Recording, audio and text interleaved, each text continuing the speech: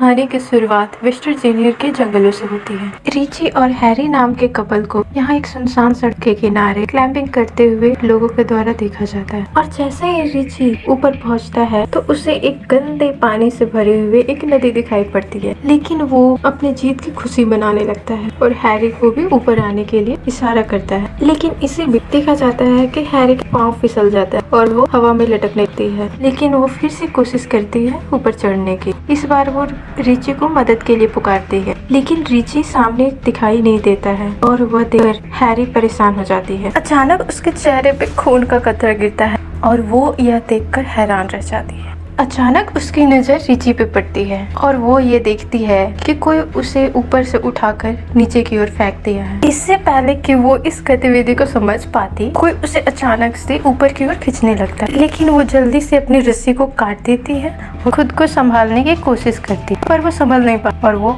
नीचे की तरफ गिर जाती है। वहीं पर वो रिची के लाश को देखती है और वो रोने लगती है।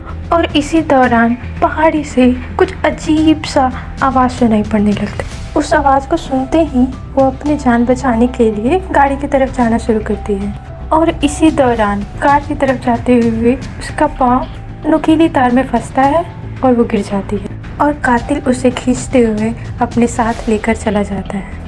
और इसी दौरान लोगों की नज़र न्यूज़ पर जाती है, जहाँ पे इस इलाके में एक के बाद एक गाड़ी लापता हो रहे होते हैं। यहाँ तक कि लोग इस इलाके में किसी असेब को भी देखने के दावा करते हैं। और इसी दौरान हमारी नज़र इस इलाके से गुजरते हुए एक गाड़ी की तरफ जाती है, जहाँ हम कैरिस को देखते हैं, जो कि वो अपना इंटरव्यू देने के लिए दूसरे शहर की ओर जा रहा होता है। और उसी दौरान वो एक ट्रैफिक जाम में फंस जाता है। ट्रैफिक आगे नहीं बढ़ने की वजह से वो ये देखता है कि वो लेट हो रहा है, इसलिए वो गाड़ी से उतर जाता है और आगे जा कर के किसी ड्राइवर से वो ट्रैफिक जाम होने की वजह पूछता है। ड्राइवर उसे बताता है कि 5 मील दूर एक केमिकल ट्रक पलटने की वजह से यह ट्रैफिक जाम काफ़ी लंबी चलेगी और उसे कई घंटे यहाँ गुजारने पड़ेंगे। ये सब सुनते ही कैरिस परेशान हो जाता है और वो नहीं चाहता है कि वो इस लंबी ट्रैफिक में फंसे रहे, इसलिए वो अपनी गाड़ी को घुमाकर वापस चला जाता है और वो अपने लेट होने की खबर उस कंपनी को देता है, लेकिन पहाड़ी इलाका होने की वजह से कट हो जाती है और वो फ़ोन की तलाश करने लगता है। तभी उसकी नज़र एक गैस स्टेशन के बोर्ड पे पड़ती है और वो उस गैस स्टेशन की तरफ बढ़ने लगता है और रास्ते में उसे बहुत सारी लवारिस गाड़ियाँ नजर आती है। गुजरते हुए वो गैस स्टेशन पहुँच जाता है और उसकी नज़र मालिक पे पड़ती है, जो कि किसी बीमारी से ग्रसित दिखाई दे रहा होता है। गाड़ी से उतर वो कंपनी वालों को कॉल करने की कोशिश करता है, लेकिन फ़ोन डेड होने की वजह से वो कंपनी वालों से बात नहीं कर पाता। इसके बाद वो गैस स्टेशन के मालिक से शहर पहुंचने के लिए किसी दूसरे रास्ते के बारे में पूछता है, लेकिन मालिक उसकी बातों को इग्नोर कर देता है। उसी दौरान उसकी नज़र एक मानचित्र पे जाती है, जिसमें शहर पहुंचने का एक टेढ़ा मेढ़ा रास्ता दिखाया गया होता है। इसके बाद वो गैस स्टेशन के मालिक से उस रास्ते के बारे में पूछता है। गैस स्टेशन का मालिक उसे सलाह दे देता है कि वो उसी रास्ते से शहर की ओर जाए। अब वो अपनी गाड़ी लेकर उस रास्ते की ओर रवाना हो जाता है, जहां वो घने जंगलों से होकर एक इंटरसेक्शन पॉइंट पर पहुंचता है। वहां पे उसे एक शॉर्टकट रास्ते का बोर्ड दिखाई देता है। थोड़ी देर सोचने के बाद वो अपनी गाड़ी को उस कच्चे रास्ते की तरफ लेकर चला जाता है। चलते चलते उसे एक मरे हुए हिरन की तरफ उसकी नज़र जाती है। उसे देखने के चक्कर में सामने आ रही गाड़ी से उसकी टक्कर हो जाती है। दोनों गाड़ियों का भयानक एक्सीडेंट होने के बाद भी कैरिस बच जाता है। गाड़ी के मालिक शोर सुनकर उसकी तरफ आकर उसका हाल पूछते हैं। खुद को संभालते हुए कैरिस उनसे माफ़ी मांगने लगता है और नुकसान की रकम देने के लिए भी तैयार हो जाता है। साथ में वो उनसे यह भी पूछता है कि वो बीच सड़क में अपनी गाड़ी क्यों खड़े किए हुए थे। उसी दौरान फ्रांसिन उसे बताती है कि किसी ने सड़क पे कटीली तार बिछा रखी थी, इस वजह से उसकी टायर पंचर हो चुकी है। और इसकी एक फ्रेंड पिछले गैस स्टेशन में जाकर कॉल करने के लिए बोलती है, लेकिन कैरिस उसे वहां जाने से मना करता है। सभी अकेले चलने के लिए फैसला करते हैं, लेकिन ईमान और फ्रांसिन गाड़ी की देखभाल करने के लिए वहीं रुक जाते हैं। चलते चलते रास्ते में एक मरे हुए नेवले पे नजर जाती है और इसे देखकर यह लगता है कि किसी ने उसे फाड़कर फेंक दिया हो। थोड़ी दूर चलते ही वो ये देखता है कि जंगलों में काफ़ी सारे गाड़ियों के टायर जल रहे होते हैं। उसे देखते ही उसे लग जाता है कि यहाँ कुछ खतरा है। वहीं पे फ्रांसिन और हैवान को देखा जाए तो उसे पास की झाड़ियों से कुछ हलचल की आवाज सुनाई देती है और वो उस जगह को देखने चला जाता है। फ्रांसिन उसे वहाँ नहीं देखकर काफी परेशान हो जाती है। उसे ढूंढते हुए वो उसके पीछे चले जाती है, जहाँ उसकी नजर इवान के एक जूते पे पड़ती है और नजदीक पहुँचते ही उसे इवान का कटा हुआ कान दिखाई पड़ता है। ये सब देखकर वो रोने लगती है। तभी कोई शख्स उसे पीछे से हमला कर देता है और उसकी मौत के घाट उतार देता है और मदद के लिए चारों बाकी लोग रोड पे निकलते हैं। तभी उसकी नजर एक घर पे जाती है और मदद मांगने के लिए वो घर की ओर जाने लगते हैं। वहाँ पर कैरिस ढेर सारी गाड़ी को देखता है और वो काफी परेशान हो जाता है ये देखकर और मदद मांगने के लिए वो घर का दरवाजा खटखटाता है। उन लोगों को यह पता चलता है घर में कोई नहीं है। वो कॉल करने के लिए घर के अंदर जाते हैं। तभी उन लोगों की नजर खाने की टेबल पर पड़ती है। देखकर ऐसा लग रहा था जैसे वर्षों से इस घर की सफाई ही ना हुई हो। दूसरी तरफ काफी सारे चश्मे और गाड़ियाँ की चाबियाँ मिलती है और वो जैसे ही फ्रिज को खोलता है उसके होश उड़ जाते हैं। वो बहुत सारे इंसानी अज़ा को उस फ्रिज में देखता है और जैसे को भी उस कैमरे में कंटीली तार नजर आती है जिसकी वजह से उसकी टायर पंचर हुई थी। ये सब देखते ही चारों उस घर से भागने लगते हैं। तभी कैरिस की नजर खिड़की से बाहर जाती है, जहाँ वो देखता है कि इनकी गाड़ी एक गाड़ी के साथ आता हुआ दिखाई दे रहा है। चारों घर के पिछले दरवाजे की तरफ भागते हैं, लेकिन दरवाजा बंद होने की वजह से चारों शॉक हो जाते हैं।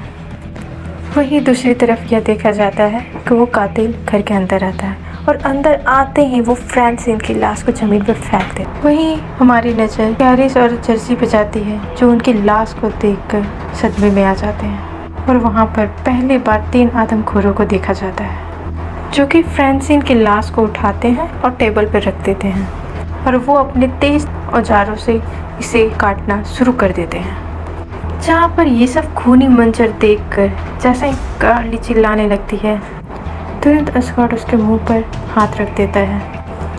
कुछ देर के बाद आदमखोर उस लाश को खा जाते हैं और गहरी नींद में सो जाते हैं। जहाँ मौका पाकर सभी लोग तभी पाँव निकलने की कोशिश करते हैं कि इसी दौरान एक आदमखोर इन लोगों को देख लेता है, जिसे देखते ही सभी लोग घर के पीछे भागना शुरू कर देते हैं और देखते ही देखते आदमखोर उन लोगों को ढूंढते ढूंढते उस जगह पे पहुंच जाता है। कैरिस इनकी गाड़ियां चुराने का प्लान करता है। वो चिल्लाने लगता है ताकि उन आदमखोरों का ध्यान उसकी तरफ जाए। तभी उसी दौरान एक आदमखोर उस पर गोली चला देता है और वो जख्मी होकर गिर जाता है। यह देखकर बाकी 3 लोग हैरान हो जाते हैं और स्कॉट जंगल की तरफ भागने लगता है और जैसे ही इसकी नजर इस ट्रक की तरफ जाती है और वो उस ट्रक को देखकर इसकी तरफ जाने लगता है और इसी दौरान एक तीर उसके सीने से आर पार हो जाता है और वो वहीं पर मर जाता है और बाकी तीनों अपनी जान बचाकर वहाँ से भाग निकलते हैं। कुछ दूर चलते ही इनका ट्रक एक कीचड़ में फंस जाता है और इन तीनों को वो ट्रक वहीं पर छोड़कर ट्रक से बाहर आना पड़ता है। तीनों अपनी जान बचाने के लिए जंगल से सड़क की ओर चल देते हैं। 3 से शाम हो जाती है और वो आदमखोर इन तीनों की शिकार के लिए निकल देते हैं। वहीं पर देखा जाता है कि तीनों थककर एक जगह पर आराम करने के लिए रुक जाते हैं। वहीं पे कार्ली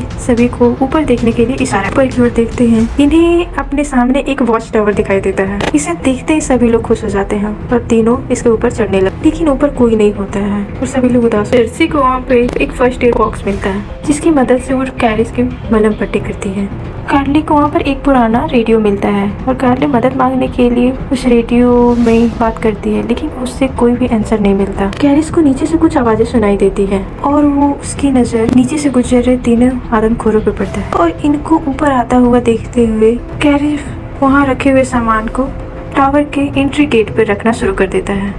वो कुछ समय बाद वो देखता है कि आदमखोर वहाँ से जा रहे हैं और कार्ली रेडियो पे अपना लोकेशन बताती है और तभी वो आदमखोर रेडियो की वायर को तोड़ डालते हैं और टावर को आग लगा देते हैं। खुद को जलता हुआ देखकर कार्ली वहाँ पर रखे एक बक्से की मदद से टावर की खिड़की को तोड़ देती है और कैरिस की नजर एक तरफ पे जाती है और तीनों अपनी जान बचाने के लिए उस दरख्तों की तरफ कूद पड़ते हैं। वहीं पर खड़े आदमखोर तीनों को देख लेते हैं और पकड़ने के लिए दरख्तों पे चढ़ना शुरू कर देते हैं और दूसरी तरफ पार करने के दौरान एक आदमखोर कार्ली के नजदीक पहुंच जाता है और मौका पाते ही कुल्हाड़ी से इसके चेहरे पर वार कर देता है और इसके 2 टुकड़े कर डालता है। तब कैरिस खुद को संभालते हुए उठता है, अपने पीछे एक कार को आते हुए देखता है। वो भागते हुए उस पुलिस वाले की गाड़ी को रोकता है। जैसे ही पुलिस वाला बाहर निकल कर आता है, तीर आकर उसके आग के आर पार हो जाता है, जो कैरिस को मारने आता है और कैरिस अपनी जान बचाने के लिए गाड़ी के नीचे छुप जाता है और तभी आदमखोर उसे देखने के लिए गाड़ी के नीचे की ओर झुकता है और गाड़ी के नीचे उसे कुछ ना पाकर वो हैरान हो जाता है और उसी तरफ एक घर को दिखाया जाता है जहाँ पर इन आदमखोरों ने जर्सी को बांधा हुआ था। जैसे ही उनमें से एक आदमखोर जर्सी को मारने लगता है, उसे तुरंत ही एक बाहर से आते हुए गाड़ी की शोर की आहट आती है, जिसे देखकर वो दरवाजे की तरफ बढ़ने लगता है। कैरिस गाड़ी लेते हुए इस पे हमला करते हुए उसे कुचल डालता है। वो गाड़ी से उतरकर आखिरी बचे हुए हैवान को एक नुकीली तीर से हमला कर उसे भी मार देता है। जैसे ही कैरिस जर्सी को बचाने के लिए उसे खोलने लग जाता है, इसी बीच एक आदमखोर इस पे फिर से हमला कर देता है और कैरिस को मरता देख जैंसी पास रखे एक तीर की मदद से उस आदमखोर को मार डालती है। अब वो दोनों घर से बाहर निकल जाते, लेकिन उसी बीच कैरिस की नजर पुलिस की गाड़ी पे जाती है, जहाँ वो इसकी गाड़ी के फ्यूल बॉक्स पर निशाना बनाता है। इस वजह से यहाँ जोर का धमाका होता है और यह घर ब्लास्ट हो जाता है। अब इस सड़क को देखा जाता है जहाँ पर दो लोग ट्रक के जरिए उसके स्टेशन पर पहुंचे थे, लेकिन ट्रक को अपनी तरफ आते देख स्टेशन मालिक अपना दरवाजा बंद कर लेता है। कैरिस उस ट्रक से उतरकर वहाँ लगे मैप को फाड़ देता है और वहाँ से रवाना हो जाता है। अगर आप इस चैनल पे नए हैं, please like, share and subscribe करें।